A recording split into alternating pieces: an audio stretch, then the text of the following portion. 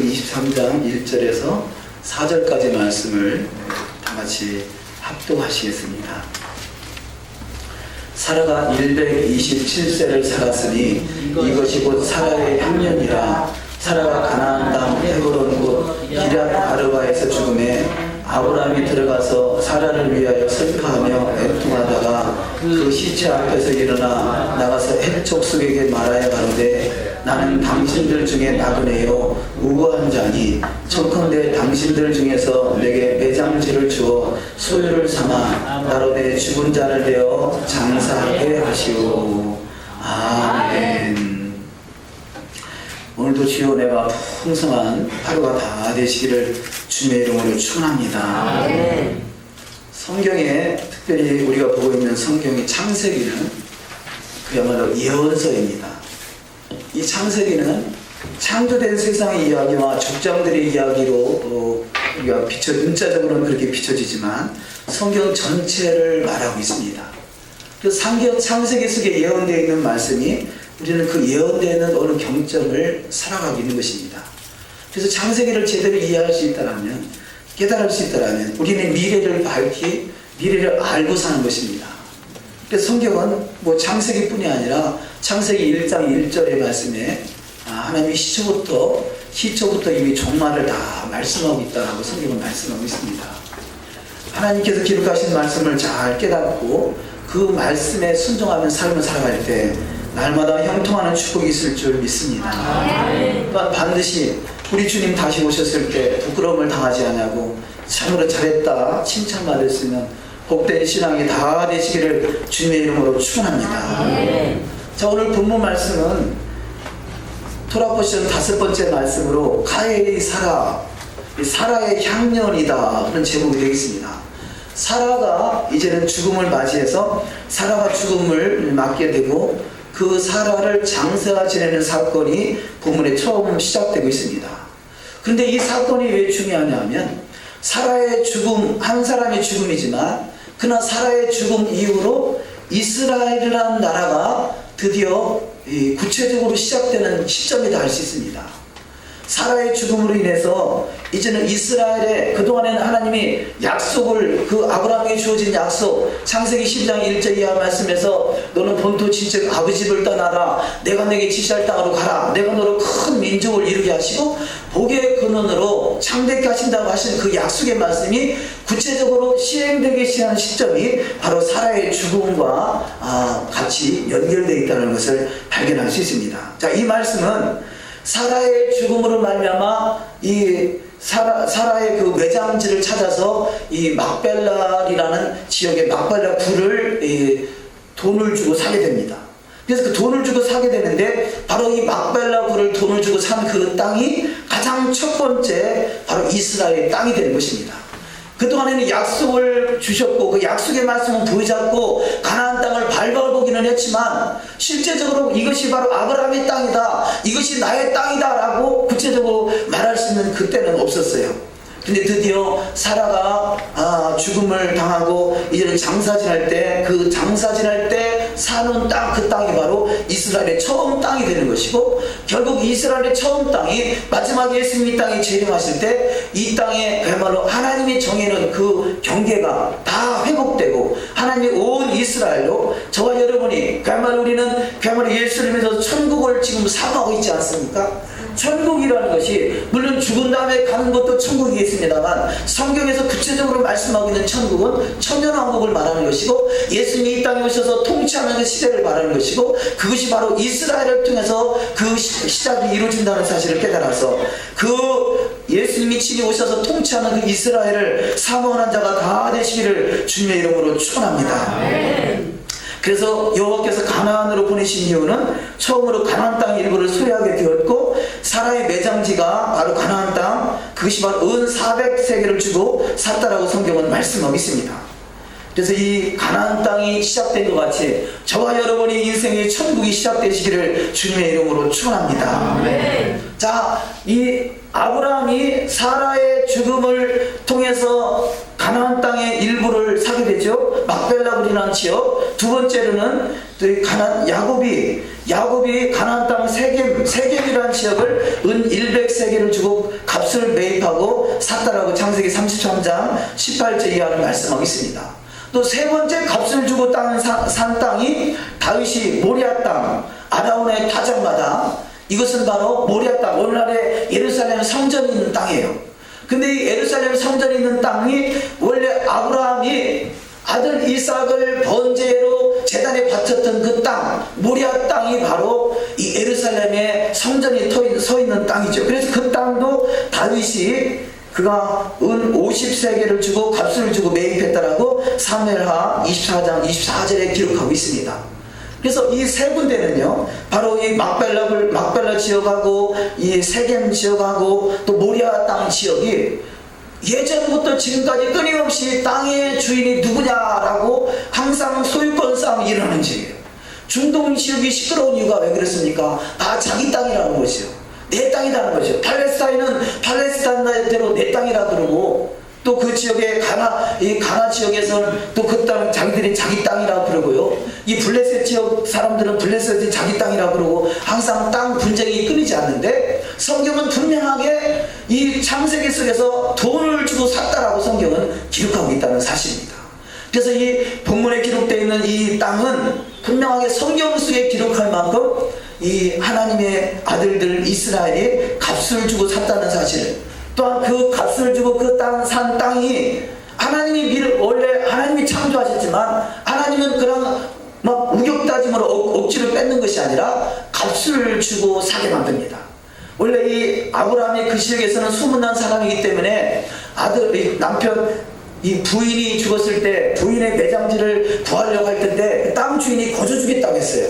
그러나 나는 거저받지 않겠다라고 말하고 값을 지불하고 그 땅을 사게 됩니다. 그래서 바로 이스라엘의 땅이 구체적으로 시작된, 그래서 이스라엘의 탄생이다, 그게 제목을 첫 번째로 정했습니다만, 그 이스라엘은 그 땅이 생기게 된 시작, 그래서 이스라엘, 바로 지금 이스라엘의 땅이 시작된 그 시점이 바로 사라의 죽음과 맞물려 있다고 그랬죠. 그래서 사라의 죽음은 무엇을 말하느냐, 사라의 이름을 통해서 이스라엘이라는 이름이 생겨나게 됐어요. 그 사라의 이름, 그 히브리어를 보면 이스라엘이 다투는 자, 하나님의 군병이라는 뜻인데요. 그 유래가 사라와 하나님을 표현하는 엘, 그래서 사라 플러스 엘, 이것을 합해놓은 것이 바로 사라엘, 야사라엘, 그것이 이스라엘이 된 것이에요. 그래서 이스라엘의 시초가 바로 사라를 통해서 됐다는 것. 그래서 이스라엘은, 바로 사라는 열국의 어미다, 그렇게 말했죠. 이스라엘의 그 아브라함은 열국의 아비다 그러고요, 사라는 열국의 어미다 그럽니다. 열국의 어미. 그래서 우리의 영적인 어미는 사라인 것이에요. 그래서 영적인 어미, 우리를 남자든 여자든 예수님의 신부라 그러잖아요. 예수님의 진정한 신부가 되면 바로 사라의 영적인 어미와 같이, 그분이 바로 이스라엘의 어미가 된 것 같이, 저와 여러분이 그 바로 사라가 우리의 영적인 어미가 되는 것이고, 그를 통해서 열국의 어미가 되는 축복이 있을 줄 믿습니다. 아멘. 바로 이 열국의 어미가 되는 사람이 천하를 다스릴 수 있는 이 영적인 권세를 받은 자예요. 그래서 이스라엘의 호리에서 바로 교회가 나오고, 그 교회에서 왕들이 나온다라고 성경은 말씀하고 있습니다. 하나님께서 야곱을 이름을 바꿔서 이스라엘이라 하시고, 그 이스라엘의 호리에서 왕들이 나온다고 그랬는데, 그 왕들이 누구겠습니까? 진정한 사라의 후손으로서, 열국의 어미의 후손으로서 그 열국의 어미다운 합당한 삶이 될 때, 우리는 바로 이 사라의 후손 돼서 천하를 다스릴 수 있는 영적인 권세자가 다 되는 역사가 반드시 일어날 줄 믿습니다. 자, 이런 구체적으로 표현하기는 시간상 그렇습니다만, 이래서 성경은 창세기는 바로 예언서인 것이고, 예언서의 창세기에 예언된 말씀이 그대로 이루어져가는 것이고, 마지막에 결국은 이스라엘이 온전하게 회복되는 시대가 예수님의 재림의 때라는 것. 그래서 사라 플러스 하나님은 이스라엘이 되고요. 사라의 이름을 사라로 바꿔주시고 사라의 나이 90세 때 이삭을 낳았습니다. 그래서 이 성경 속에 있는 성경에는 1.1획도 결단코 가감되지 않는다 그러죠. 그래서 이 사라가 90세에 이 아들 이삭을 낳고 그 127세에 그가 죽음을 당합니다. 그래서 사라의 향년이 127세라 그렇게 오늘 보면 첫 번째로 말씀하고 있습니다. 자, 그러면 127세에서 90세를 빼면 37이라는 수치가 나오죠. 그래서 성경은 1.1획도 가감되지 않냐하듯이 성경 속에서 어떤 숫자가 기록된 건 분명한 하나님의 의도가 있다는 것입니다. 그러면 127세에서 90을 빼면 37이 나오는데 이 37이라는 수치는 이 히브리어로 37의 수치를 가지고 있는 단어가 마음이다, 심장이다 라는 그런 단어예요. 심장. 우리가 주님의 심장 마시고 예수님께서 내 마음을 품으라, 예수의 마음을 품으라 그러죠. 그래서 하나님의 말씀이 우리 마음판에 기록된다 그래요. 돌판에 기록된 것은 그야말로 육의 자녀에 불과하지만 아직은 거듭나지 못한 자에 불과하지만 우리가 세상에 있는 많은 사람들이 예수를 믿고 많은 사람들의 말씀을 보지 않습니까? 그러나 그 말씀이 돌판에 새겨지면 아직은 육의 사람이에요. 그러나 그 말씀이 마음판에 새겨지면 바로 영의 사람이고 하나님의 사람이고 하늘에 속한 사람이 되는 줄 믿습니다. 그래서 영의 사람, 말씀이 마음판에 새겨진 사람, 이 사람을 하늘에 속한 사람이라고요. 그리고 하늘의 신령한 복으로 가득 채워질 사람이라고 말씀하고 있는 것입니다. 우리는 그냥 말씀을 눈으로만 보는 그 육의 사람이 아니라 말씀이 마음판에 새겨져서 말씀대로 이루어지는 영의 사람들이 다 되시기를 주의 이름으로 축원합니다. 우리는 잘못된 것 중에 하나가 예수만 믿으면 구원받고 예수만 믿으면 천국 간다. 물론 맞아요. 그러나 기본적인 사고는요, 믿음은 곧 신실함이에요. 그럼 우리 사고 속에 과연 내가 믿는 그 믿음 안에 신실함이 있느냐 하는 것이죠. 그러니까 예수라는 이름만 믿는 것이 신실함이 아니라 예수를 믿는다는 것은 곧 예수님의 제자들이 그물을 깃다가 예수님께서 그물을 버려두고 나를 따르라 그랬더니 저분이 이 민족을 구원할 자다라는 것을 믿고 그들은 모든 것을 버리고 주님을 따라가잖아요. 이것이 바로 믿음은 곧 신실함이라는 거죠. 행함이 있는 믿음, 산 믿음. 그래서 행함이 없는 믿음은 죽은 믿음이다 그럽니다. 그 말은 행함이 없다라는 이야기는, 행함이 없는 믿음이라는 얘기는 아직은 말씀이 마음판이 아니라 돌판에 새겨진 인생이라는 것이에요. 우리는 하나님 말씀이 마음판에 새겨지는 사한 믿음의 소유자가 다 되시기를 주님의 이름으로 축원합니다. 죽은 믿음은요, 이것을 달리 표현하면 귀신의 믿음이다 그럽니다. 귀신의 믿음. 왜 우리가 이 귀신같이 안다 그러잖아요. 아는 건 면장이다 그러지 않습니까? 아는 건 잘 알아요. 그러나 그 아는 것이 그 신실함으로 실천으로 이루어지지 않냐면 귀신이요. 귀신은 귀신같이 알잖아요. 그러나 귀신과 하나님의 자녀와 차이가 뭐겠습니까? 자, 어떤 하나님의 말씀을 알아서 그것이 역사하는 게 아니라, 물론 먼저는 알아야 되죠. 구체적으로 잘 알아야 되겠죠. 그러나 그 알고 있는 그 말씀이 내 안에서 실천되는 것이 바로 이것이 하나님의 자녀의 믿음이요, 사한 믿음이요, 하늘에 속한 자요. 자, 하나님 말씀이 실천된다는 이야기는 바로 하나님이 내 인생을 이끌고 가고 있다는 증거예요. 그럼 귀신의 믿음은 뭐냐? 알긴 알지만 머릿속에 그 말씀이 있긴 있지만 실천되지 않는 것은 왜냐? 그것은 귀신의 믿음이니까 천국의 믿음이 아니기 때문에 그래요. 그래서 우리는 그 말씀이 마음판에 새겨져서 말씀대로 이루어지는 신앙되기 원하여 우리는 애통하며 기도하며 사모하는 심령이 다 되시기를 주님의 이름으로 축원합니다. 사라가 37년간 이삭을 키우는데 그런 마음으로 키웠기 때문에 이삭은 바로 예수 그리스도를 예표하고요, 예수 그리스도의 신부가 바로 오늘날의 저와 여러분이 되는 줄 믿습니다.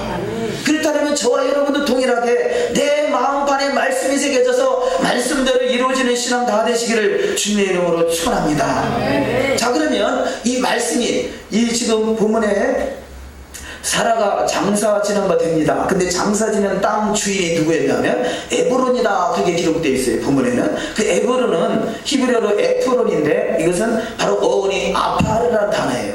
아파르가 뭐냐? 아담을 창조할 때 그 창조할 때 있었던 그 흙 이름이 아파르예요. 그럼 아담을 창조할 창조할 때 만들어진 흙 이름이 아파르라는 이야기는 먼지라는 뜻이에요. 먼지, 흙, 먼지, 작은 물에 아주 잘게 고아져 있는 어떤 작품을 만들기 위해서 완전히 갈아엎어져 있는, 옥토가 되어 있는, 그래서 그 아파르 그 인생 속에 가지고 있는 그 사람의 땅에 바로 사라가 묻혔다는 것. 자, 이 그 말씀은 물론 구체적으로 이 에브론과 사라와 구체적인 직접적인 연결은 없지만 말하고자 하는 의도는 성경 속에 있는 점 하나도 결코 우연히 기록된 것이 아니다라는 것을 말씀드리고자 하는 것입니다. 그래서 성경은 우리가 믿어지든 믿어지지 아니하든 말씀 앞에 순종하는 자가 복 있는 자가 되는 줄 믿습니다. 우리 인생은요, 그래서 아파르가 돼야 돼요. 자, 예수 믿기 전에는요, 우리는 그냥 돌 같은 인생이었어요. 얼마나 강팍한지 몰라요. 그런데 예수 안에 들어와서 이제는 아파르로 바뀌어져 가는 거예요. 작품을 만들기에 합당한 흙으로 다듬어져 가는 거예요. 돌밭, 자갈밭, 가시밭이 아니라 옥토가 돼서 언제든지 말씀이 내 마음판에 떨어지면 아멘으로 받으시고 그 말씀이 말씀대로 이루어지는 신앙이 다 되시기를 주의 이름으로 축원합니다. 바로 이것이 아파르가 된 인생이에요. 왜 예수 믿어도 예수 안에 들어와서도 날마다 형통하는 것 잘 되는 것이 아니라 어떤 경우는 더 큰 환난을 당하는 경우도 있잖아요. 왜 그러냐? 내 인생을 아파르하기 위해서 그런 거예요. 내 인생을 갈아엎고 있는 거예요. 왜냐? 바로 하나님의 자녀로 왕같은 제사장으로 하늘에 속한 신령한 것으로 이 땅의 주인과 더불어 천하를 다스릴 수 있는 통치자로 세우기 위한 하나님의 뜻이 그 속에 있는 것입니다. 그래서 우리는 신앙을 잘못 가지면요, 예수 믿어서 마음은요 부끄러운 것을 여겨요. 왜냐? 육신적인 생각을 가지고 있으니까 남들 앞에 떳떳이 예수 믿어서 이렇게 축복받았다라고 자랑하고 싶은데 그게 아니라 부끄러운 일이 생겨요. 근데 영적으로 보면 그것이 축복인 것이에요. 왜냐? 나를 갈아엎고 있는 거예요.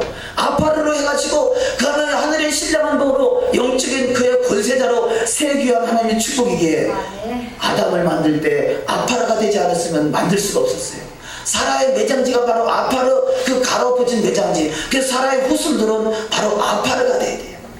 세상은 내 이름을 내려고 하지만 하나님 앞에서는 내가 먼지가 되는 것이에요. 저와 여러분 인생이 철저히 갈아엎어지는 먼지 같은 인생 되시기를 주의 이름으로 축원합니다. 그래서 이스라엘 백성들이 어떤 죄가 발견됐을 때 회개할 때 무엇을 뒤집어 썼다고 그래요? 죄를 뒤집어 쓰고 기도한다고 그러잖아요. 왜 죄를 뒤집어 쓰겠어요? 나는 아파르가 되길 원합니다. 나는 철저히 갈아엎어지길 되기 원합니다. 나는 철저히 낮은 자가 되기 원합니다. 세상은 높은 자가 되라고 그래요. 그러나 하나님은 너가 아파르가 되래요. 낮은 자가 되는 것이에요. 우리는 낮은 자가 되셔서 철저히 갈아엎어짐으로 주님이 어떠한 작품을 만들든지 만들어지는 신앙 되시기를 주의 이름으로 축원합니다. 창세기 3장 19절 합독하십니다. 내가 얼굴에 땀이 흘러야 식물을 먹고 필경은 흙으로 돌아가니 그 속에서 내가 취함을 입었으리라. 너는 흙이니 흙으로 돌아갈 것이니라 하시니라. 아멘. 자, 우리가 이 구절도요, 어찌 보면 거꾸로 해석한 부분이 있어요. 아담과 하와가 범죄하니까 이제는 너 더 이상 쓸모가 없으니까 흙으로 돌아가라고 했구나라고 그렇게 오늘 오해하는 부분이 있었거든요. 그런데 흙으로 돌아가는 것, 아파르로 돌아가는 것이 진짜 축복이에요. 왜냐하면 주님이 다시 그 아파를 통해서 다시 새로운 창조물로, 새로운 피조물로 바로 새하늘과 새 땅으로 창조되는 역사가 있는 줄 믿습니다. 자, 오늘 본문에 의지해서 두 번째 말씀으로 이 땅을 내 씨에게 주기라 라고 말씀합니다. 그래서 이 땅의 역사가 시작되고 있는데요, 누구나 다 땅은 좋아하지 않습니까? 그래서 땅을 차지하려고 그래요. 근데 세상적인 방법으로 땅을 차지하는 것은 사실은 이 망하는 방법이에요. 하나님이 인도하셔서 하나님의 이끌림 따라서 땅에 주어지는 축복이 임하시기를 주님의 이름으로 축원합니다. 자, 여기서 땅에 대한 말씀에서 세 가지 중요한 것을 바라볼 수 있습니다. 첫 번째는 가나안 땅 이스라엘은 아브라함의 후손에게 주어진 영원한 기업이다, 이렇게 말씀드릴 수 있습니다. 자, 가나안 땅 이스라엘은 아브라함의 후손에게 주어졌다는 것이에요. 앞으로 들어갈 천년왕국은 누가 들어갈 수 있느냐? 아브라함의 후손이 되어야 되는 거예요. 할렐루야. 믿음의 조상 갈라디아서 3장 29절에 보면 예수 그리스도를 주라 시인하는 자에게는 아브라함의 후손으로서 예비하신 기업이 있다 말씀하고 있어요. 우리는 그래서 믿음을 갖는다는 것은, 예수를 믿는다는 것은 아브라함의 후손이라는 사실을 분명하게 인식하시기를 주의 이름으로 축원합니다. 아브라함은 하나님을 예표하고요, 아브라함의 부인 사라, 지금 죽어서 장사 지내는 사라는 바로 믿음의 어미, 열국의 어미를 말하고 있는 것이죠. 그래서 이 아브라함의 후손이라는 그 인식이 분명하게 있으시기를 주님의 이름으로 축원합니다. 그래서 창세기 24장 4절에 내 고향 내 족속에게로 가서 내 아들 이삭을 위하여 아내를 택하라, 이렇게 말씀하고 있습니다. 자, 첫 번째는 이 아브라함의 후손이 되어야 되는데, 그 아브라함의 후손을 찾기 위해서 내 고향 내 족속에게로 가서 내 아들 이삭을 위하여 아내를 택하라 그래요. 자, 지금 아브라함이 살고 있는 땅은 가나안 땅이지만 그 아브라함이 살고 있는 땅의 사람들은요, 아직은 아브라함의 후손이 아니에요. 그래서 내 족속, 내 고향, 내 친척에게 가서 내 후손들 속에서 이삭의 아내를 택하라, 그렇게 말씀하고 있는 것입니다. 그래서 우리는 첫 번째로 내가 아브라함의 후손이구나, 예수를 믿어서 아브라함의 후손이 됐구나는 그 분명한 인식이 있으시기를 주님의 이름으로 축원합니다. 자, 두 번째로는 여호와께서 이 땅 가나안을 내 씨에게 주리라 맹세하셨다는 것이에요. 그래서 내 씨에게, 바로 이 첫 번째가 아브라함의 후손에게 주어진 영원한 기업이 되듯이 그 분명하게 주님의 씨가 되어야 된다는 거죠. 주님의 씨, 물론 주님의 씨지만 여기서 말씀하는 아브라함의 씨, 아브라함의 후손에게 그 믿는 자라는 것이죠. 믿는 자. 그러면 주님의 씨라는 것은요, 여기 지금 본문 첫 번째에서는 어찌 보면 첫 번째 말씀만 보면, 아니 혈통적인 후손만 후손이네 라고 생각할 수 있잖아요. 혈통적인 이스라엘만 이스라엘이네 라고 생각할 수 있잖아요. 그런데 그것이 아니라 주님의 씨라는 것은 예수 그리스도를 통해서 거듭난 자가 바로 아브라함의 씨라는 것이죠. 혈통적인 이스라엘이 아니라 예수를 믿어, 과거에는 예수 믿기 전에 육적인 자녀였고 땅에 속한 자였다면, 이제는 예수를 믿어 영적인 자녀가 됐고 하늘에 속한 자가 됐기에 이제는 아브라함의 씨라는 것이에요. 그래서 지금 이스라엘 지역에 살고 있는 그 많은 부류의 사람들은요, 사실은 자기가 이스라엘이라고 착각하고 있는 것이에요. 온전한 이스라엘은 예수를 믿어 구원받은 자고 하늘에 속한 자예요. 그들은 다 쫓겨날 자들이에요. 진정한 이스라엘은 바로 예수를 믿어 구원받은 영적인 자녀들이 되는 줄 믿습니다. 자, 세 번째는 이 땅 가나안으로 오고자 아니하면 너와 상관이 없다라는 말씀이 창세기 28장 6절 이하 말씀에 기록되고 있습니다. 이 말씀이 뭐냐? 과거에는요, 우리가 예수를 믿어도 천국 갈 생각만 했지, 이스라엘이 바로 내가 들어갈 바로 천년왕국이요, 주님과 더불어 천년 동안 통치할 나라요, 주님의 신부가 돼서 그 왕국에서 함께 산다는 생각은 우리가 미처 갖지를 못했었어요. 그런데 깨닫고 보니까 바로 이스라엘의 왕국, 예수님이 이 땅에 재림하셔서 왕국이 세워지고 그 왕국에서 주님과 더불어 천년 동안 왕노릇할 수 있는 자리가 이스라엘이라는 것이죠. 그래서 이스라엘로 가고자 하는 의사가 없다면 데려오지 말라는 것이에요. 저와 여러분은 비록 육신의 몸으로는 이스라엘 한 번도 가본 적 없지만, 그러나 우리 주님이 다시 오실 때 그 이스라엘을 사모하시는 자가 되시기를 주님의 이름으로 축원합니다. 우리가 보통 이 성경을 해석할 때 휴거라는 얘기를 많이 씁니다. 마지막 때 재림의 때 휴거라는 말을 많이 쓰는데, 휴거가 뭐냐? 공중에 들림 받아가셔서 7년 동안 혼인잔치하고 이 땅에 환란이 있고 그런 의도가 아니라, 물론 공중에 들림 받아야 이스라엘로 갈 수 있지만 그 근본적인 목적은요, 이 땅에 있는 자들이 주님의 신부들, 그 속에서 왕같은 제사장으로 잘 훈련된 그 자들을 하나님이 들림받게 하셔서 이스라엘로 왕같은 제사장으로 하나님이 왕국으로 인도한다는 사실이에요.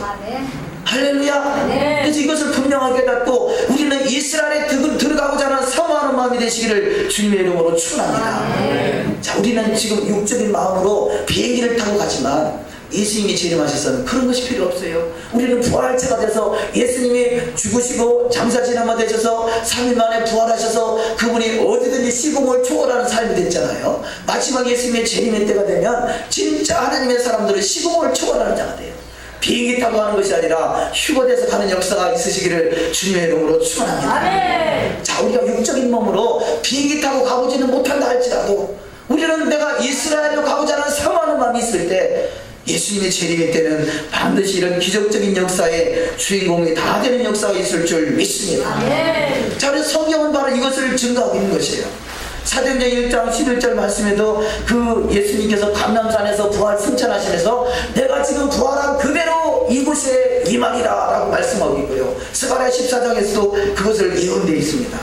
자, 그런데 바로 이 사람들이 어떤 사람이냐, 믿음의 조상 아브라함이 후손이 되어야 되고 바로 그의 처소가 여호와의 산 예루살렘인 것을 말씀하고 있고요. 그곳에 들어가기를 싫어하는 자는 결코 데려오지 말라고 성경은 말씀하고 있습니다. 이 말씀은 바로 이 사라가 죽고 나서 사라를 대신해서 이삭의 아내 리브가를 찾을 때 바로 하란 지역에 가서 엘리에셀을 통해서 이 이스마엘을 그 리브가를 데려올 때 오기를 싫어하면 데려오지 말라 그렇게 말씀하고 있어요. 우리는 이스라엘을 사모하는 자가 되시기를 주님의 이름으로 축원합니다. 자, 그런데 아브라함이 이 사라가 죽고 나서 그 늙은 종 엘리에셀에게 가서 너는 이 이삭의 아내 될 사람을 찾아오라 그러면서 아브라함의 환도뼈 밑에 손을 얹고 그 약속하는 그 맹세하는 그 사건이 본문에 기록되고 있습니다. 창세기 24장 9절에 종이의 주인 아브라함이 환도뼈 아래 손을 얹고 이 일에 대하여 그에게 맹세하였더라. 그러면 왜 굳이 환도뼈 아래 이 정강의 뼈, 이 엉치뼈 밑에다가 손을 얹고 약속을 했는가 하는 것입니다.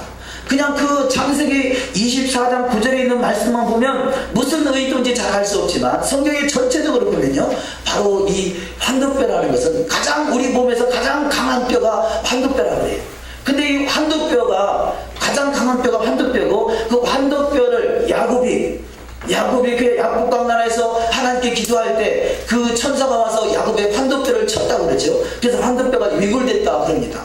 바로 강한 뼈가 부러진다. 나의 인생에 가장 강력한 그 강팍한 그 신령이 깨트려질 때 주님의 역사가 시작되는 은혜가 있을 줄 믿습니다. 자, 간단하게 보면요, 이 아브라함의 환도뼈, 그 당시에는 가장 강력한 뼈 밑에 손을 얹고 약속을 한다는 것은 너가 약속을 어기면 이 가장 강력한 뼈라 할지라도 부스러뜨림을 당한다 뜻이에요. 그래서 언약이라는 것은 언약을 맺는다라는 의도보다는 언약은 쪼개진다는 의미가 있어요. 언약을 쪼개진다. 하나님의 성경 말씀을 언약서라고 그러죠. 언약을 어기면 쪼개진다는 뜻이에요. 우리는 언약을 잘 지키는 백성 되시기를 주님의 이름으로 축원합니다. 그래서 우리는 너희가 내 말을 잘 듣고 내 언약을 지키면 너는 나의 백성, 나의 소유가 될 것이고 바로 제사장 나라가 될 것이다 라고 성경은 말씀하고 있습니다. 자, 그 언약을 환도뼈 밑에 약속을 하는데 환도뼈는 곧 결론적으로 말하면요, 예수 그리스도를 말씀하겠다는 것이에요. 우리가 이 성경 속에서 아주 중요한 이 성물 중에 하나가 여기 앞에 이 금초대, 1급 금초대를 하나의 모형으로 세워놨습니다만요, 1급 금초대의 밑받침, 이것을 받쳐주는 밑받침, 그 밑받침이라는 단어가 바로 환도뼈라는 단어와 같은 단어예요. 또 이 성경 속에서 계시록 19장 16절에 보면 그 옷과 그 다리에 이름 쓴 것이 있으니 만왕의 왕이요 만주의 주라 하더라 이렇게 기록되어 있습니다. 이것이 헬라어로 메르스라는 단어인데 다리라고 번역된 단어가 넓적다리라는 단어죠. 바로 그 넓적다리에 예수 그리스도 이름이 기록되어 있다는 것이에요. 우리의 넓적다리에 예수 그리스도 이름이 기록되어 있는 줄 믿습니다.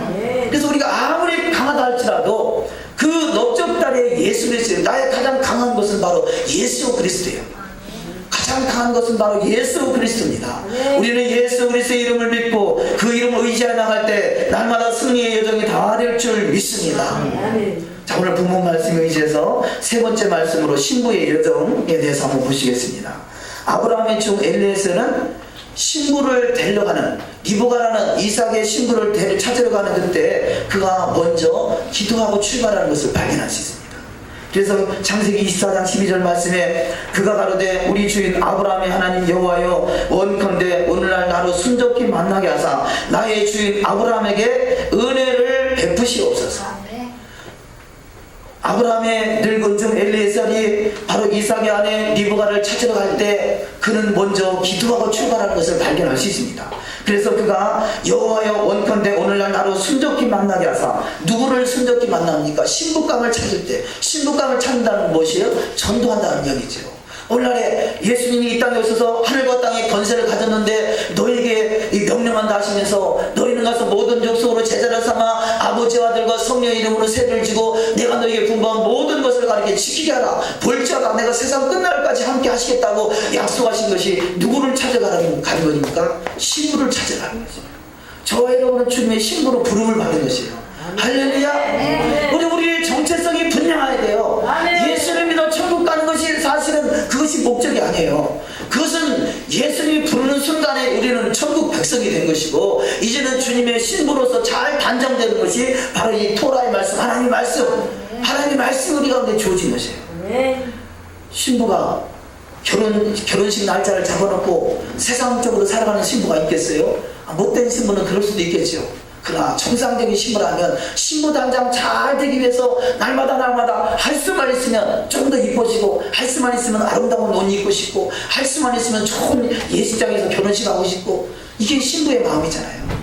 저와 여러분이 주님의 신부로 부름을 받았다는 사실을 깨닫는다면 할 수만 있으면 말씀대로 이루어지는 신앙 되시기를 주님의 이름으로 축원합니다.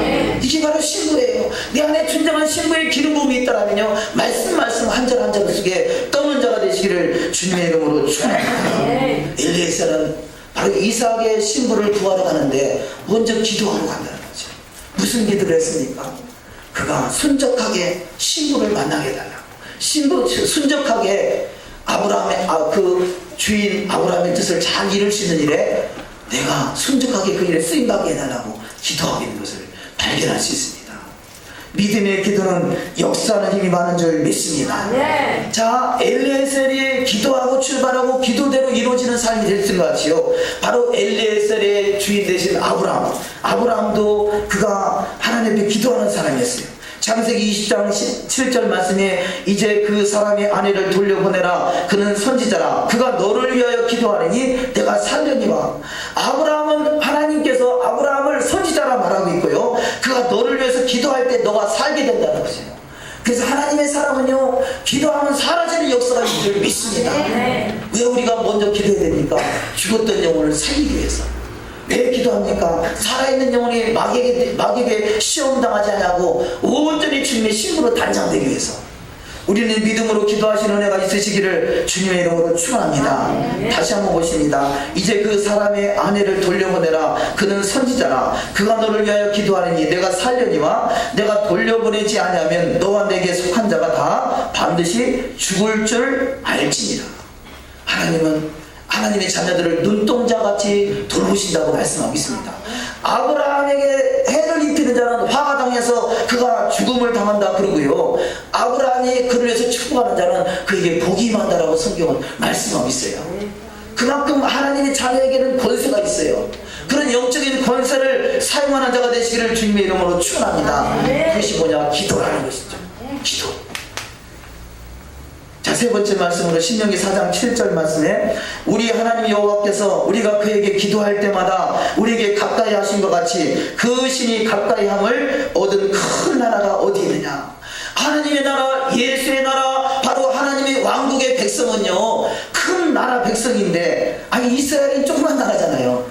그 육적으로 보이는 나라를 말하는 것이 아니라 얼마나 큰 영적인 나라인 것을 말씀하는 것이죠. 그래서 큰 나라인데 그 큰 나라 백성들이 우리 하나님 여호와께서 우리가 그에게 기도할 때마다 우리에게 가까이 하신다는 것이에요.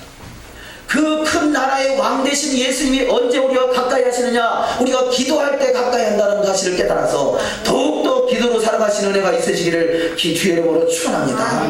그래서 성경은 기도 외에는 이련류가 나갈 수 없느니라 말씀하고 있어요. 믿음의 기도는 역사한다라고 말씀하고 있습니다.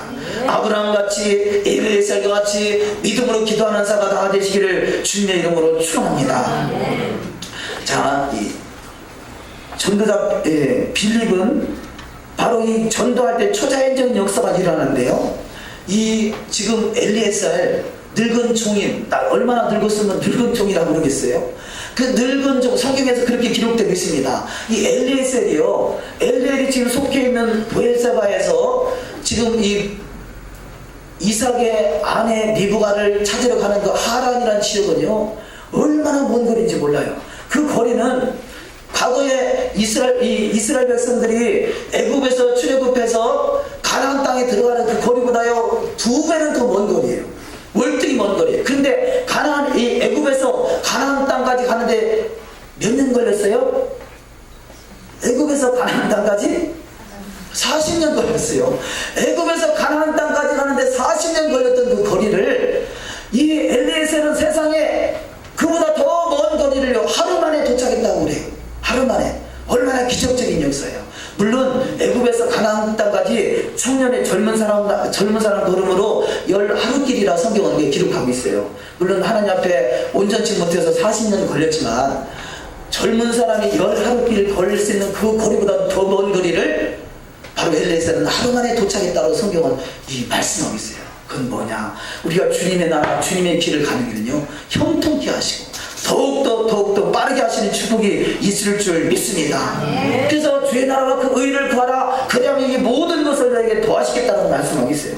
사도행전 8장 39절에 보면 둘이 물에서 올라갈 때 주의 영이 빌립을 이끌어간지라 내시는 호련히 길을 가므로 그를 다시 보지 못하니라. 빌립이 전도할 때요, 이디오피아 내시를 만나서 그 말씀을 풀어서 설명해 주고 그에게 믿음이 들어가서 그에게 세례를 베풀고 그에게 그 다음에 그 내시는 갈 길로 가고 이 빌립은 호련히 올라가서 주영이 빌립을 이끌어가서 다른 도성에서 복음을 증거하는 자로 이렇게 이끌림을 받더라는 것이에요.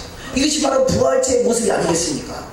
저와 여러분 가운데도 그 부활의 역사가, 부활체의 모습이 있어서 주님이 이 땅에 재림하셔서 왕국으로 통치하실 때 그 땅에 그야말로 수고되는 역사가 있으시기를 주님의 이름으로 축원합니다. 그런 초자연적인 역사가 성경 속에서 얼마든지 찾을 수 있어요. 엘리야도 그렇고 엘리사도 그렇고 예수님은 더보다 큰 기적을 일으키시죠. 자, 이 세 번째 말씀, 이삭의 신부감 리브가는 주님의 마음에 합한 자다. 그렇게 말씀드릴 수 있습니다. 엘리에셀이, 늙은 종 엘리에셀이 리브가를 참 가만히 이렇게 지켜봤어요.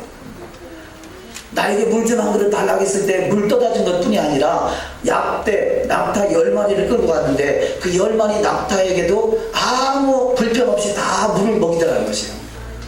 이 엘리에셀이 기도했어요. 저 여인이 나에게 물만 주고 그냥 그치느냐, 아니면 내가 끌고 간 낙타에까지, 낙타는 밖에다가 지금 매놨는데 밖에 매있는 낙타에까지 물을 주느냐. 만약에 나에게만 물을 준다라면 신부로 단장된 자가 아니다. 만약에 낙타에게도 물을 준다라면, 아무 불평 없이 물을 준다라면 바로 신부로 단장된 자다 라고 나름대로 엘리에셀의 마음을 작정하고요, 그 마음을 가지고 지켜보고 있는 거예요. 근데 이 리브가는 엘리에셀이 생각하고 있는 그대로 행동으로 실천하더라는 거죠. 그 말은 뭐냐? 엘리에셀은 곧 성령님을 말하는데요, 저와 여러분은 성령님이 이끄시는 그대로 실천하는 자가 되시기를 주의 이름으로 축원합니다.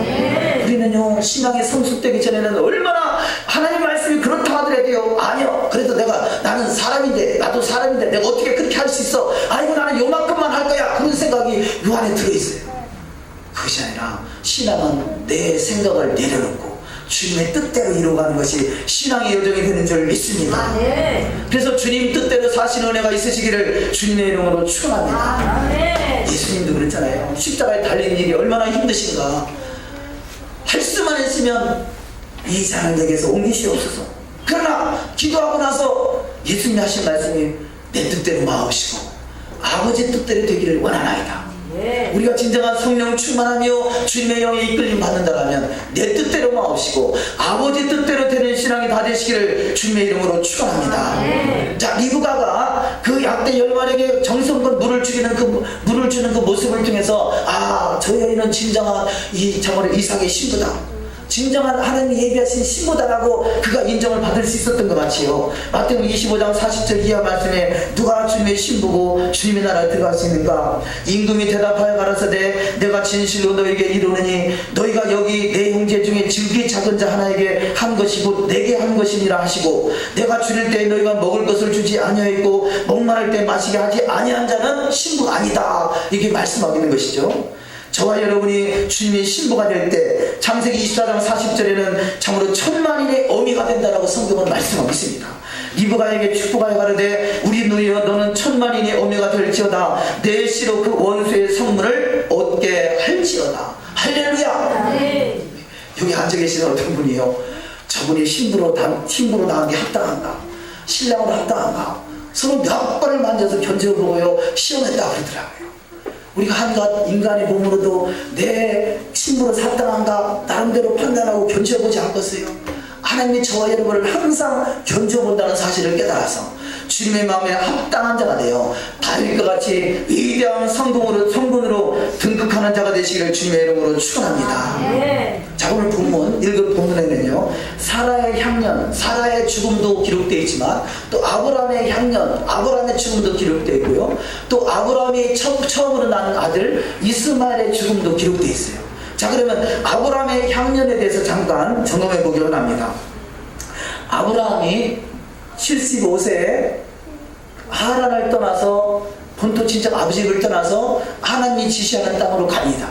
그래서 하란을 떠나서 지시하는 땅으로 가나안 땅으로 들어가는데 75세에 하란을 떠나고 100세에 이삭을 낳고 175세까지 죽음에 살다가 175세에 그가 열주에게로 돌아갔다, 그렇게 말하고 있습니다. 그런데 이 수치 하나하나에도 다 뜻이 있다는 것이죠. 75라는 수치는요 바로 나일라라는 단어인데 밤, 야간, 어둠, 밤춘, 이것을 비유적으로 표현하면 재난, 재앙, 불행. 이 아브라함이요 원래 살던 적에 갈대아 그런데 그 우상을 섬기지 않기 위해서, 우상 숭배를 하지 않기 위해서요 이 그 갈대아 지역에 이 왕 니므롯 왕을 피해서 하란으로 도망가는 신세가 됐고요, 하란에서 아버지 데라가 죽음을 당하는 신세가 됐고요, 이런 참으로 75세까지의 삶은 깜깜한 인생이었다는 거죠.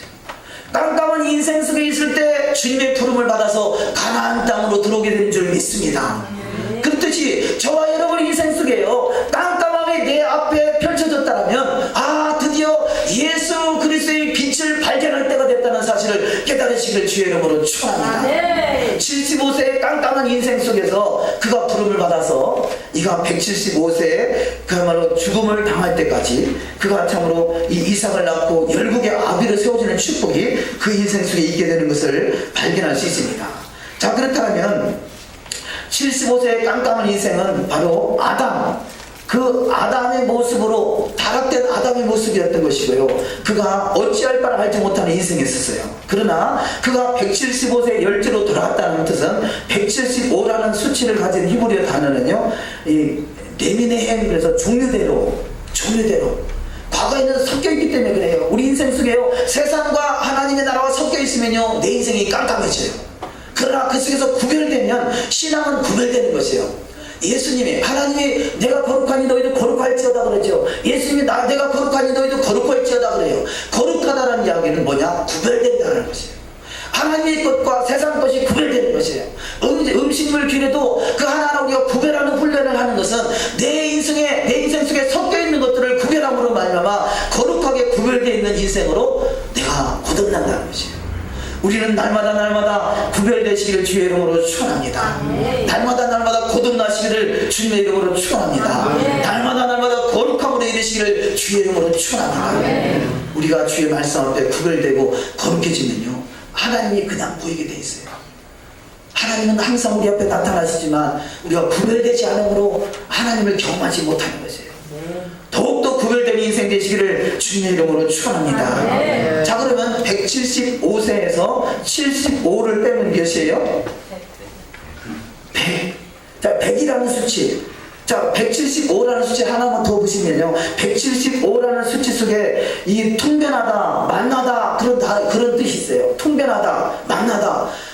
75세는 깜깜한 인생이 175세 되니까 하나님을 만나서요 하나님과 통변하는 사이가 됐어요. 하나님이 교제하는 사이가 됐어요. 하나님과 교통하는 사이가 됐어요. 하나님이 이 아브라함을 뭐라고 하냐? 아브라함은 나의 벗이라 그래요. 이사야 41장 8절에 그러나 나의 종 너 이스라엘아, 나의 택한 야곱아, 나의 벗 아브라함의 자손아, 이렇게 말하고 있어요. 나의 벗인 아브라함이다.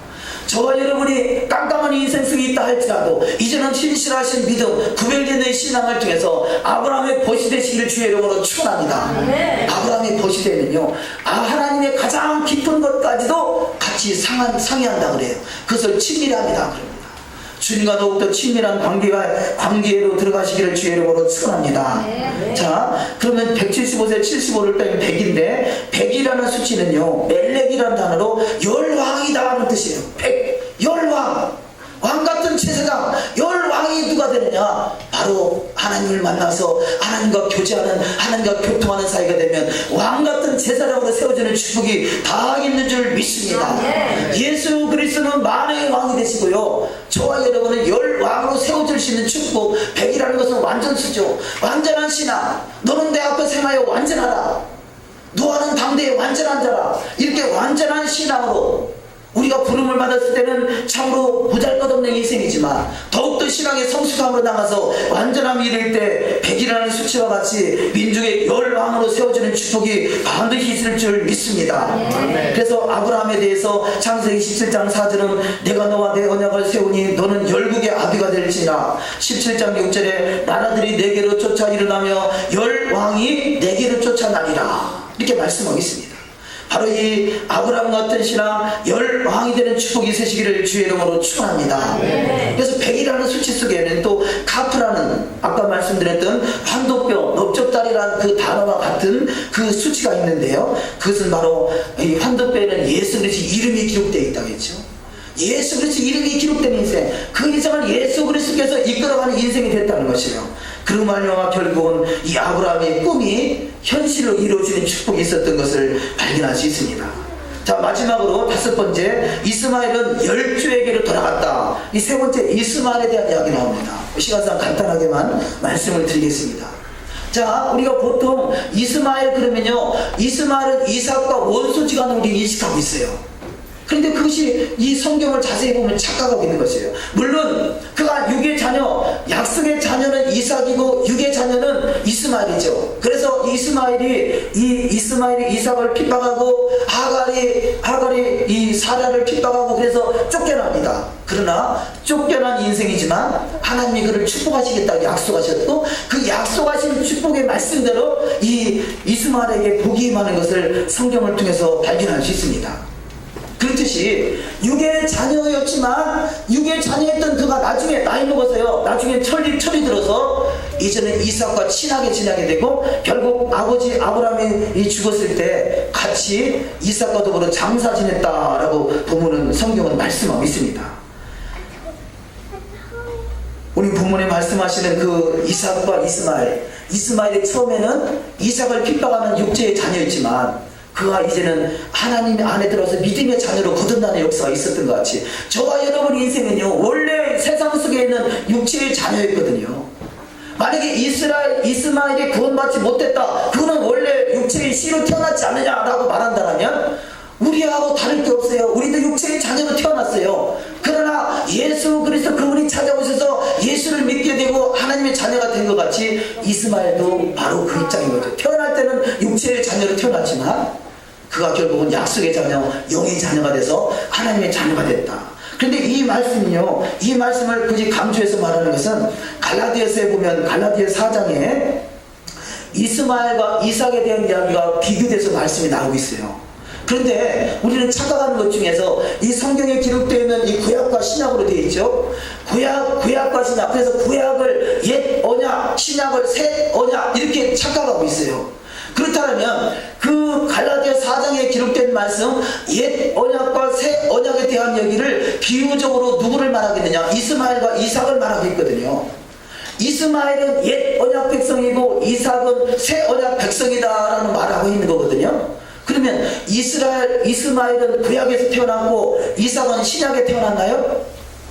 어떤가요? 이스마엘과 이삭과 같은 동시대에 태어났나요? 아니면 이스마엘은 구약에서 태어나고 이삭은 신약에서 태어났나요? 동시대에 태어났죠. 그런데 이 같은 동시대에 태어났고 동시대에 태어난 사람들을 비유로 말하고 있는데, 우리 기독교의 사고 속에는요, 구약은 바로 이스라엘에 해당되는 바로 옛 언약 백성이고 신약은 이삭에 해당되는 새 언약 백성이라는 착각을 하게 된 거예요. 성경은 구약에 기록되어 있다고 해서 옛 언약이 아니고요, 구약 속에 있는 이삭도 새 언약 백성이라는 거예요. 구약 속에 기록된 이삭이 새 언약 백성이고요, 신약 속에 있는 육체의 자녀는 옛 언약 백성이라는 것이에요. 그러면 동일하게 구약 속의 이삭과 이스마엘을 볼 때 구약 속의 이스마엘은 옛언약 백성이고 구약 속의 이삭은 새언약 백성이고요. 신약 속의 이스마엘은 옛언약 백성이고 신약 속의 이삭은 새언약 백성이라는 것을 이거 깨달아야 돼요. 이것이 너무 중요해요. 2000년 동안 왜 기독교인들이 유대인들을 핍박했습니까? 저들은 옛언약 백성이라고 오해한 것이고요. 오늘날에도 구약은 옛언약이고 신약은 새언약이라는 착각을 지금도 너무나 많이 하고 있어요. 그게 아니에요. 거듭나지 못한 육체의 자녀는 옛언약 백성이고 거듭난 하나님의 자녀, 영의 자녀는 하늘의 영으로 거듭난 자는 새언약 백성인 것이에요. 구약과 신약을 옛언약과 새언약으로 나누려고 하는 거에 대해서 우리는 해방되시고 온전한 하나님의 말씀을 잘 깨달아서 말씀대로 이루어가는 신앙이 다 되시기를 주님의 이름으로 축원합니다. 자, 맨 마지막에 오늘 보면 맨 마지막에 고린도서 3장 2절 이하 말씀 우리 합독하시고 말씀을 맺도록 하시겠습니다. 고린도서 3장 2절 이하 말씀 맨 밑으로 가세요. 맨 밑으로. 고린도서 3장 2절부터 시작. 너희가 우리의 편지라 우리 마음에 썼고 무사람이 알고 읽는 바라. 너희는 우리로 말미암아 나타난 그리스도의 편지니 이는 먹으로 쓴 것이 아니요 오직 살아계신 하나님 영으로 한 것이며 또 돌비에 쓴 것이 아니요 오직 육에 신비에 한 것이라. 저가 또 우리로 새 언약의 일꾼 되기에 만족해 하셨으니 의문으로 하지 아니하고 오직 영으로 함이니 의문은 죽이는 것이요 영은 살리는 것입니다. 자, 의문은 죽이는 것이다, 영은 살리는 것이다 말씀을 맺죠. 의문이 뭐냐?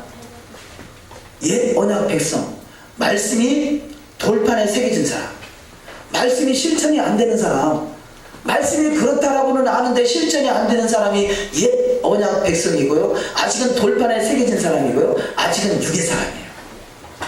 말씀이 먹어지고 깨달아지고 마음판에 살아 역사하고 말씀대로 이루어져 가는 신앙이 바로 새 언약 백성이에요. 구약이 옛 언약이 아니고 신약이 새 언약이 아니라 말씀이 돌판에 새겨지면 옛 언약, 말씀이 마음판에 새겨지면 새 언약. 자, 이것을 분명히 깨닫는다면요, 우리나라 교회는 말씀이 토라는 이미 폐해졌다라고 생각하고 있어요. 아니요, 구약의 이스마엘과 이스라엘도 동일하게, 이스마엘과 이삭도 동일하게 토라가 존재했고요, 오늘날의 저와 여러분에게도 동일하게 돌판이나 마음판이나 다 토라가 존재하는 것이에요. 우리는 토라가 회복돼야 돼요. 토라가 회복되고 그 토라의 말씀이 마음판에 새겨져서 그 말씀대로 이루어지는 신앙이 바로 새언약 백성이요 마음판에 새겨진 자요 바로 하늘에 신령한 자, 하늘에 속한 자, 그 영의 사람으로 우리 주님 다시 오실 때 천하를 다스릴 수 있는 복된 자로 우리는 거듭나는 축복이 있는 줄 믿습니다. 이 땅에 있는 것은 모형입니다. 모형을 가지고 세상을 다스릴 수가 없어요.